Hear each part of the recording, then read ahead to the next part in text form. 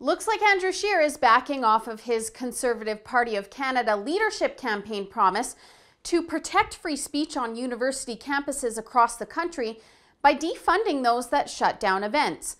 Now he's saying that universities have a right to decide who gets a platform at their facilities.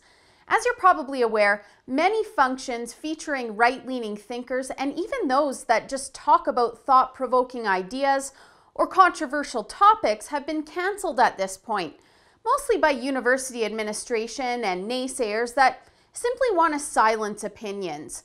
It really is becoming a problem.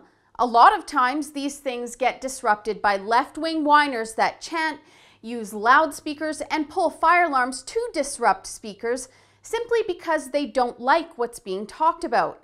I told you in a previous story before the CPC leader vote took place that I thought Scheer's policy was naive for cutting only some and not all funding to universities.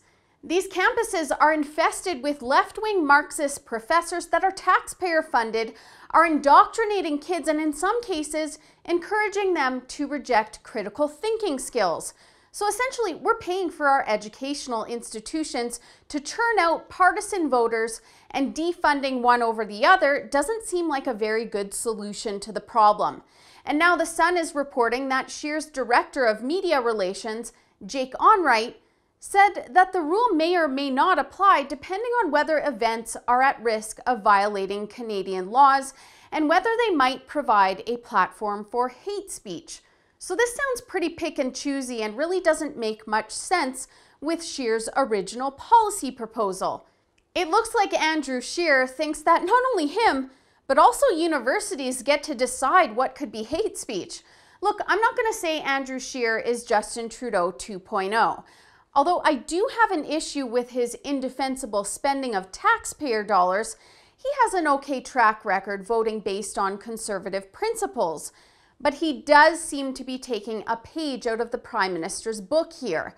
Trudeau constantly talks about the youth vote, and Scheer was clearly using buzzwords of the day to get the attention of university students. And now he's backing away from his promises, just like Trudeau did. Remember when the Canadian youth delegation called him out and chanted, "Youth want to be heard, not just seen," at the Paris climate talks when he denied requests for them to speak with him? These kids don't want to be seen as naive tokens that politicians can use to score votes and then disregard any more than anyone else does. So how is what Scheer's doing any different than what the Liberals are doing? Besides the point, people don't need the government telling us what we can say or do. It's not up to Scheer to decide what hate speech is. What's more is that he's saying this while also saying that we should allow debating controversial and even uncomfortable topics. You can't just pick and choose what speech is free. If you're going to defend it for one group, you'd better be defending it for another.